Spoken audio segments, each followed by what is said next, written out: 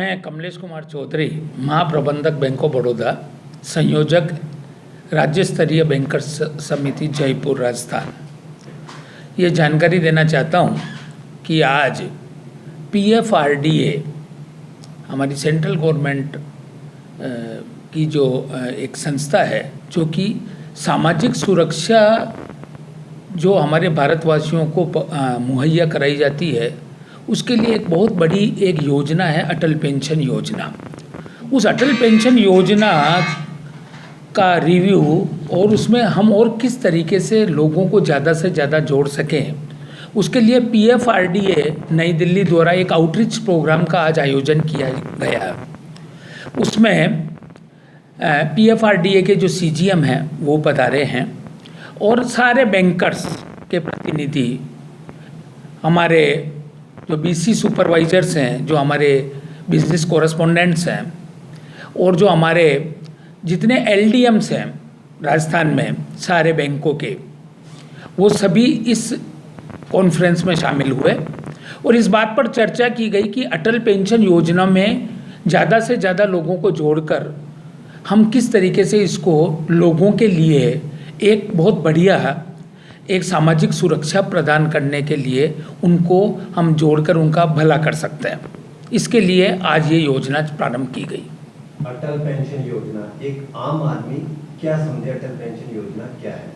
अटल pension योजना एक ऐसी योजना है जिसमें एक आम आदमी जो कि बैंक में खाता रखता है वो इसका अंशधारक बन सकता है। इससे उसको फ़ायदा ये है कि जब वह 60 वर्ष की उम्र पूरी कर लेता है और उसके पास आजीविका का कोई साधन नहीं होता, तो 1000, 2000, 3000, 4000, 5000 जो भी वो वेरिएंट एक्सेप्ट करता है अभी, उसके आधार पे उसको मासिक पेंशन भारत सरकार द्वारा प्रदान की जाती है ताकि उसकी जो आर्थिक जो अनिश्चितता है, आर्थिक परिप्रेक्ष्य में, वो कम से कम दूर हो सके और वो अपना गर्व के साथ अपना जीवन व्यापन 60 साल के बाद भी, जब वो रिटायर हो जाता है, उसका शरीर साथ नहीं देता, उसके पास कोई काम धंधा नहीं होता और वो अपना आर्थिक जीवन जो है वो सुचारू रूप से जी सके, ये इसकी अनूठी योजना है। अटल पेंशन योजना में कोई व्यक्ति कितने साल की एज में चालू कर सकता है? अटल पेंशन योजना कोई भी व्यक्ति जिसकी उम्र कम से कम 18 साल है और अधिकतम 40 वर्ष है, वो इसका सदस्य बन सकता है। अटल पेंशन योजना में मिनिमम पैसा और मैक्सिमम एज, मैक्सिमम पैसा और मिनिमम एज और मैक्सिमम एज क्या है? जैसा मैंने अभी बताया, जहाँ तक बात एज की है, मिनिमम 18 साल एज है, मैक्सिमम 40 साल एज है और उसको पेंशन जो है 60 साल के उपरांत मिलने लगती है। जहाँ तक बात इसकी प्रीमियम की है, 1000 रुपये पे 42 रुपये उसको कंट्रीब्यूशन करना पड़ता है और अगर उसको 5000 रुपये का अगर उसने एक्सेप्ट किया तो उसको 1454 रुपये का कंट्रीब्यूशन करना पड़ता है। 1000 रुपये जो मिनिमम जमा कराता है और 18 से 40 के बीच में जमा कराएगा तो उसको 60 साल के बाद में उस 1000 रुपये वाले को कितनी पेंशन मिलने की संभावना रहती है? देखो, वो जब तक जिएगा उसको पेंशन मिलेगी। 1000 रुपये वाले को 1000 रुपये मासिक पेंशन मिलेगी। और एज आगे कितने, 60 साल के बाद में कितनी एज तक उसको पेंशन मिलेगी? जब तक वो जिएगा तब तक उसको पेंशन मिलेगी। अभी तक भारत में कितने परसेंटेज अटल पेंशन योजना में शामिल हो? बहुत बढ़िया प्रश्न है आपका। देखिए, सारे बैंकर्स और जितने BC सुपरवाइजर्स हैं, इस आउटरीच प्रोग्राम में हम ये विश्वास दिलाते हैं कि हम अधिकतम लोगों को जोड़ने का प्रयास कर रहे हैं।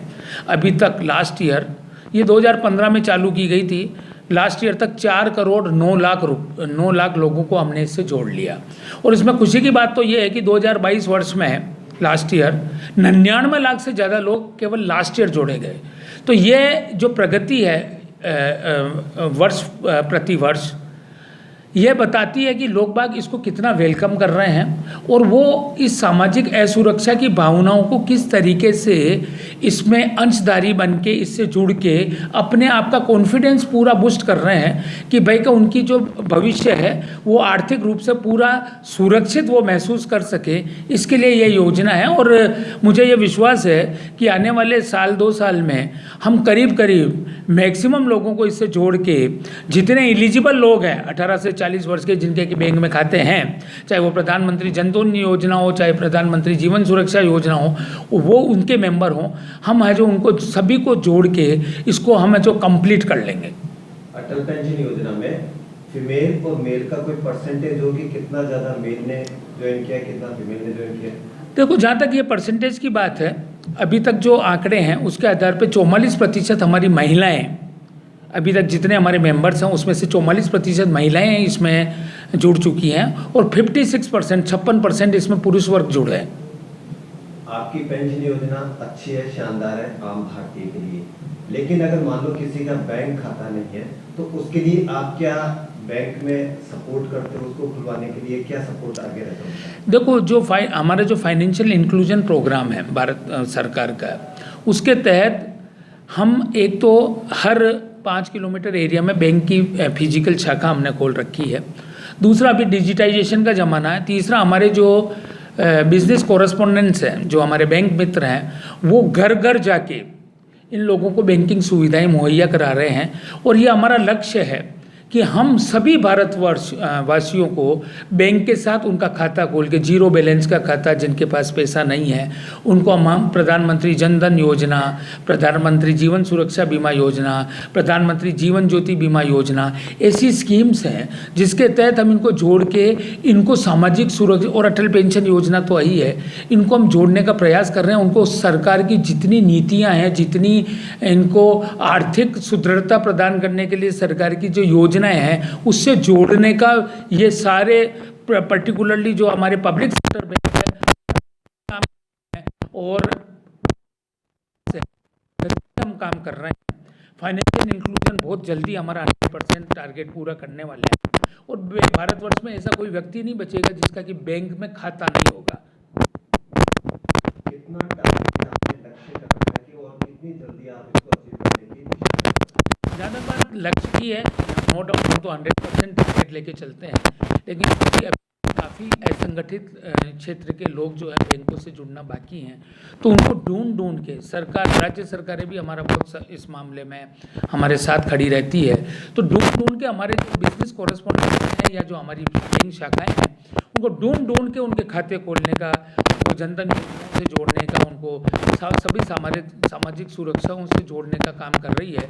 और ये हमारा लक्ष्य है कि आने वाले 2 सालों में हम है जो करीब 100% लक्ष्य प्राप्त करें। सबसे ज़्यादा किस बैंक का रहा होगा अटल पेंशन योजना में?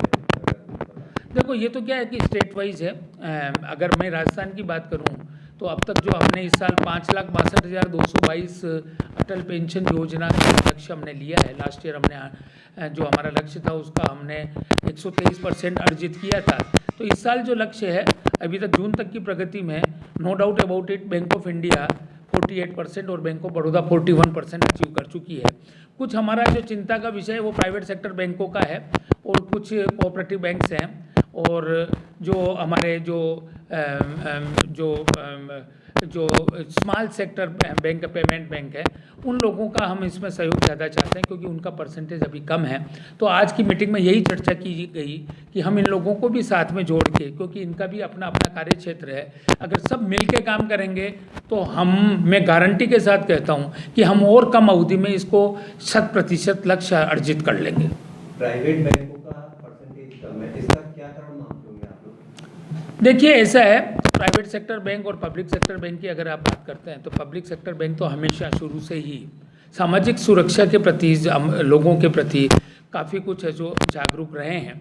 प्राइवेट सेक्टर बैंक की जहाँ तक बात करूँ तो ओपनली कहता हूँ कि उनका लक्ष्य लाभ अर्जित करना ज़्यादा रहता है और इन सुरक्षा योजनाओं में शायद वो सोचते होंगे कि यहाँ प्रॉफिट नहीं है और केवल है जो सामाजिक सुरक्षाएं हैं जिसमें कि लागत आती है, शायद ये कारण है। लेकिन पहले के मुकाबले प्राइवेट सेक्टर बैंक्स भी इसमें काफ़ी कुछ हिस्सा लेने लगे हैं और मैं ये आशा करता हूँ कि जिस तरीके से SLBC पूरा प्रयास कर रही है, ये प्राइवेट सेक्टर बैंकों को हम बिल्कुल आगे लेके आएंगे और हर क्षेत्र में इनको भी, जो हमारे सरकारी क्षेत्र के बैंक जिस तरीके से काम करते हैं, इनको कोशिश करेंगे कि ये भी बराबर उसमें हिस्सा लें। धन्यवाद।